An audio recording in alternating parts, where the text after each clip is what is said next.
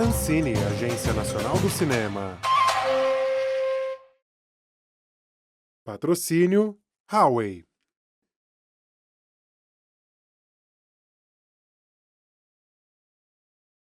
Uma produção Delos Boreal. Apresentam... Sobre fundo preto, linhas curvas, verdes e pontilhadas rotacionam. Segue uma série de nomes em letras brancas. Em letras vermelhas, os nomes piscam. Alberto Manguel, Brian Greene, Camille Paglia, Carl Hart, David Grossman, Geoffrey West, Javier Cercas, John Gray, Joshua Green, Mia Couto, Pascal Bruckner, Paul Bloom. Direção, Pedro Zimmermann. Tudo escurece. Dentro de um círculo formado pelas linhas verdes, lê-se Fronteiras do Pensamento, Vozes do Mundo. Pascal Bruckner, O Direito à Felicidade. Tudo escurece. É dia, pessoas andam por uma rua ladeada por palacetes. Eu diria que o Iluminismo e a Revolução Francesa estabeleceram o direito à felicidade como um direito legítimo para todos os homens, Sala. independentemente de sua classe social, que ao longo do século XIX, Quadro A Liberdade Guiando o Povo. os movimentos progressistas, feministas, socialistas, anarquistas, comunistas, republicanos, de certa forma, militaram pela extensão do direito à felicidade a todas as classes sociais.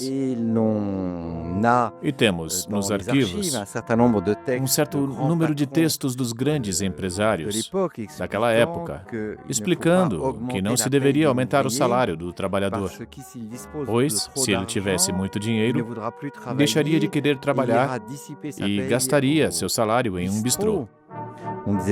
Não se usava o termo bistrô na época. Havia outras denominações. E o trabalhador não estaria apto no dia seguinte a voltar à fábrica para trabalhar. Notas voam. E assim, ao longo dos séculos XIX e XX, o direito à felicidade faz parte do programa dos vários partidos de esquerda. E, obviamente, para nós franceses, a grande data é 1936, quando foi estabelecida a semana de 40 horas e o que chamamos na França de férias remuneradas, ou seja, a autorização concedida aos trabalhadores de ter 8 ou 15 dias Um homem lê jornal. de férias. Isto, se olharmos as notícias da época, horrorizou as classes dirigentes que se queixavam de ver nas praias, nas margens dos rios, nas montanhas, no campo, esses proletários grosseiros com seus bonés e acordeões, dançando com suas mulheres, enquanto que antes todos esses lugares eram exclusivos de uma pequena elite. Quadros com pessoas numa praia, rua ladeada por palacetes. E se nos aproximarmos dos tempos mais modernos, veremos que toda essa mentalidade vai mudar brutalmente nos anos 1960. Homem de cabelo longo e barba, vestidos floridos. Ela vai mudar de duas maneiras, que devem ser detalhadas com muita precisão. A primeira maneira é simplesmente que o capitalismo, cujo espírito, é preciso dizê-lo, é se alimentar das críticas de seus inimigos e até mesmo se renovar a partir dos ataques feitos a ele. O capitalismo mudou completamente de regime após a guerra. Por quê? Porque enfrenta problemas de superprodução e que, consequentemente, a prioridade agora não é mais produzir, mas consumir. As fábricas operam a plena capacidade. Há demasiado de tudo. E o mais importante, a coisa capital, doravante, é vender os produtos. E então o capitalismo inventa. O capitalismo, eu não sei, os economistas inventam um mecanismo que já havia sido aplicado nos Estados Unidos nas décadas de 1920 e 1930, que é o mecanismo do crédito. O crédito é, sem que percebamos aspirador de pó. uma reviravolta absoluta nas nossas relações com o tempo. Quando nossos pais, nossos avós, para os mais novos de vocês, queriam comprar um carro, um apartamento, móveis, depois da Segunda Guerra Mundial, eles se submetiam a um regime que não conhecemos mais, que é o regime da espera. Ou seja, eles acumulavam pacientemente, centavo após centavo, para poder comprar em 10 anos, em 20 anos, a casa dos seus sonhos, o carro dos seus sonhos, os móveis que eles desejavam. E essa compra, de certa forma, ratificava seu sucesso social. Esses bens eram mostrados com orgulho a todos os vizinhos, à família, aos amigos. Isso significava que seu dono era um homem ou uma mulher feliz, que tinha tido sucesso na vida. O crédito vai mudar completamente esse mecanismo, pois, doravante, é preciso comprar, doravante, é preciso consumir. A frustração, que de alguma forma era o regime do ascetismo do primeiro capitalismo, a frustração se torna perigosa e agora é preciso incentivar a satisfação. E então, o que o crédito nos diz? Você deseja um bem, ele é seu. Assine os papéis que nós adiantamos o dinheiro. Portanto, o crédito não é nada mais do que um empréstimo feito ao futuro, quando até então, homens e mulheres juntavam pacientemente um pequeno pé de meia para poder pagar os objetos de seus sonhos. Numa vitrine, manequins com vestidos. Como dizia um banco da França, onde você quiser, quando você quiser. Então, primeiro ponto, o capitalismo agora se coloca a serviço de nossa felicidade. Segundo ponto, os anos 1960 assistiram ao surgimento da chamada sociedade individualista. Não é a sociedade egoísta. Isso é um contrassenso em que não se deve cair. O egoísmo é uma característica constante da natureza humana desde suas origens. O individualismo é exatamente outra coisa. É, portanto, a ideia de que, nos fundamentos de uma sociedade, existe a pessoa privada com seus direitos e seus deveres e que, por conseguinte, a coletividade não tem mais a autorização de intervir para ditar suas condições para a pessoa privada. Portanto, a sociedade individualista significa que, doravante, nenhuma instância coletiva, como a religião, a classe social, o governo, tem o direito de ditar minha conduta. E no domínio da felicidade, isso quer dizer simplesmente que entre minha felicidade e eu, de agora em diante, nada mais se interpõe, exceto eu mesmo. Eu sou o meu principal obstáculo ou o meu principal aliado. E se eu não sou feliz, eu só posso culpar minha própria pessoa. E, portanto, devo me sentir culpado por não ser feliz. E isso explica por que a felicidade é e continuará sendo o maior mercado do próximo século, pois é um mercado que está destinado a se tornar universal, à medida que os chamados países emergentes, quando realmente emergirem, experimentarão não apenas certa prosperidade material, mas também uma mudança em suas estruturas tradicionais. Por que é o maior mercado? Simplesmente porque é um mercado que afeta todas as áreas. A medicina, é claro, a medicina farmacológica, a cirurgia, mas também as diferentes terapias que estão à nossa disposição.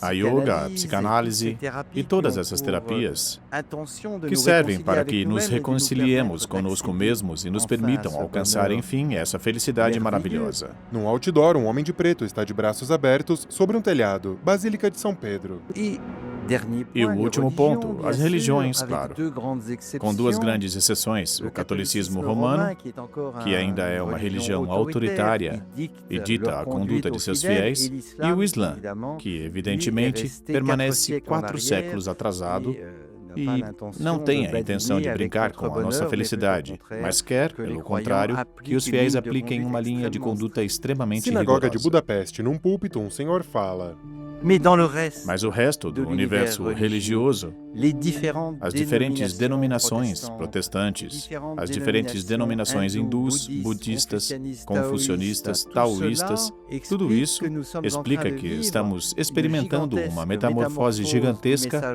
da mensagem religiosa, que, ao mesmo tempo, tenta proporcionar aos fiéis uma espécie de segurança dentro de uma coletividade. Rapazes carecas e com túnica laranja. Mas é uma segurança que respeita a liberdade individual e também uma segurança que permite conciliar a mensagem da transcendência e a vontade de garantir nesta terra a felicidade dos fiéis.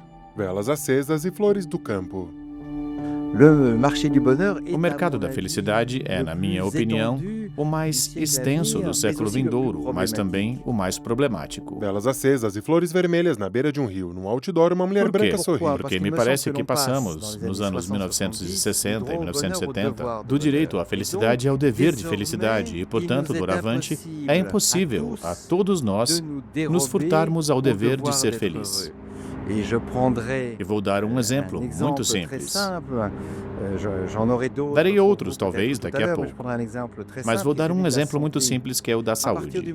A partir do momento em que o progresso da ciência, o progresso da medicina, nos permitiu melhorar nossa condição física em proporções absolutamente impensáveis para nossos ancestrais, o que deveria ser motivo de regozijo se torna motivo de preocupação constante.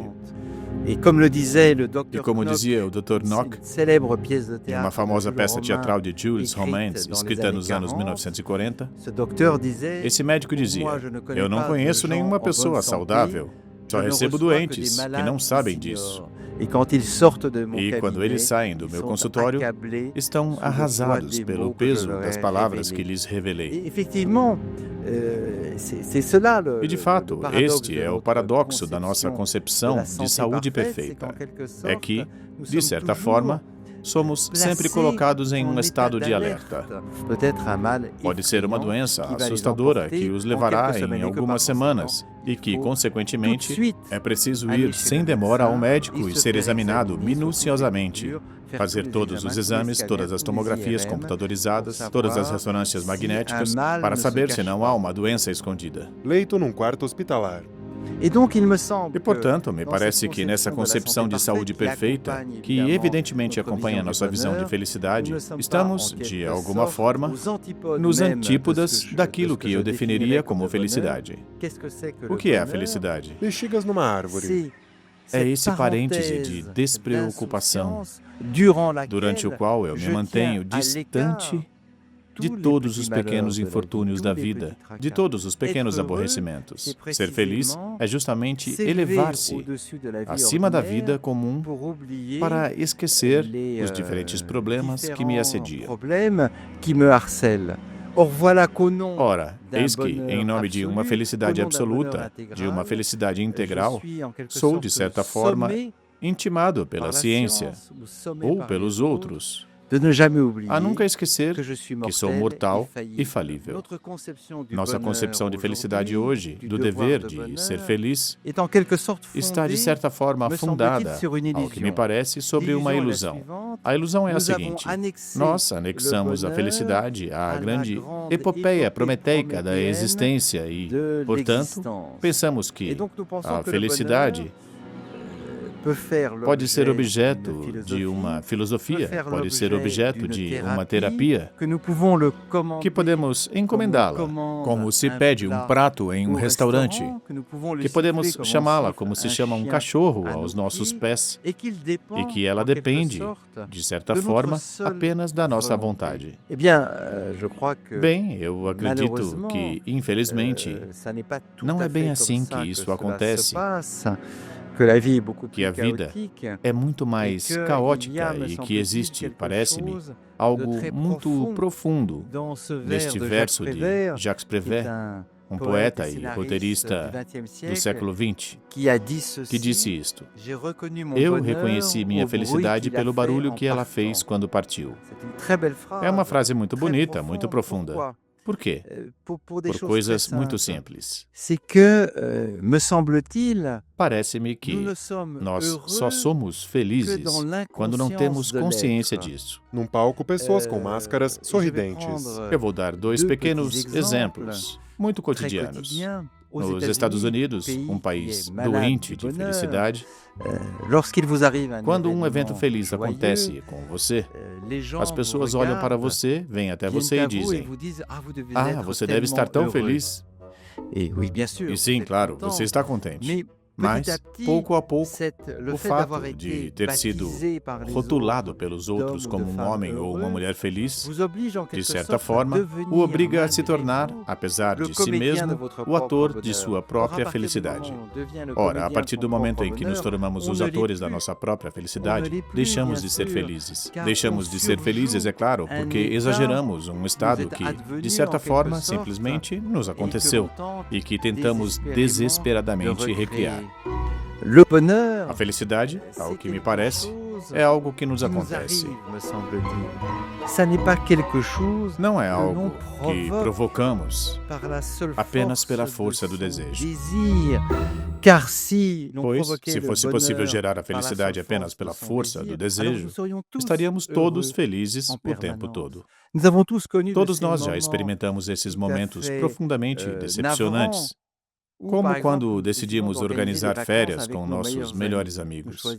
Escolhemos a mais bela casa à beira-mar, Fotos com pessoas e praias. a melhor localização, a melhor época, os melhores amigos. E então, por uma sucessão de acasos infelizes, as férias acabam sendo um desastre. Os amigos são odiosos, o tempo está chuvoso, como costuma acontecer na França. O mar está muito agitado, a casa tem muitos defeitos. E ao fim de 15 dias, todos voltam para casa ressentidos, jurando não se encontrar nas semanas seguintes. Inversamente, todos nós já experimentamos também essas reuniões noturnas que esperávamos com um pouco de apreensão, com pessoas que não conhecíamos ou que não gostávamos muito e que, pelo milagre de uma fusão, de uma harmonia, repentinamente acabam sendo momentos maravilhosos em que algo, um fluido, passou entre os convivas. Parece-me que a felicidade é um pouco análoga à visitação de uma providência benevolente, de um espírito alegre que, por algumas horas, alguns dias, alguns meses, nos inunda com seus benefícios. E então, um dia, sem que sequer percebamos, ela nos abandona e nos deixa, inevitavelmente, em estado de profunda nostalgia. Em salas, pessoas brindam. E na esperança de seu retorno. E assim, eu diria, para concluir, deixemos ao acaso o cuidado de organizar nossos momentos de felicidade. Confiemos à nossa sensibilidade, à inteligência de reconhecer a felicidade quando ela chega e à nossa prudência, o cuidado de evitar as desventuras quando elas nos roçam. E gostaria de encerrar com um breve poema de um alemão do século XV que li uma vez, o qual nunca encontrei o nome nem o rastro. Eis o poema. Nasci não sei quando. Estou aqui não sei porquê. Vou não sei para onde. E, no entanto, inexplicavelmente, sou feliz. Versos numa página de um livro. Tudo escurece. Direção: Pedro Zimmermann. Produção: Rodrigo Berto Matias. Roteiro: Roberta Marossi, Corominas, Rissier. Fotografia: Pedro Zimmermann. Seguem os créditos finais. Roteiro de audiodescrição: Cristiane Curioni. Consultoria especializada: Edgar Jacques. Locução: Giancarlo Marchesini. Conteúdo de acessibilidade, etc. Filmes.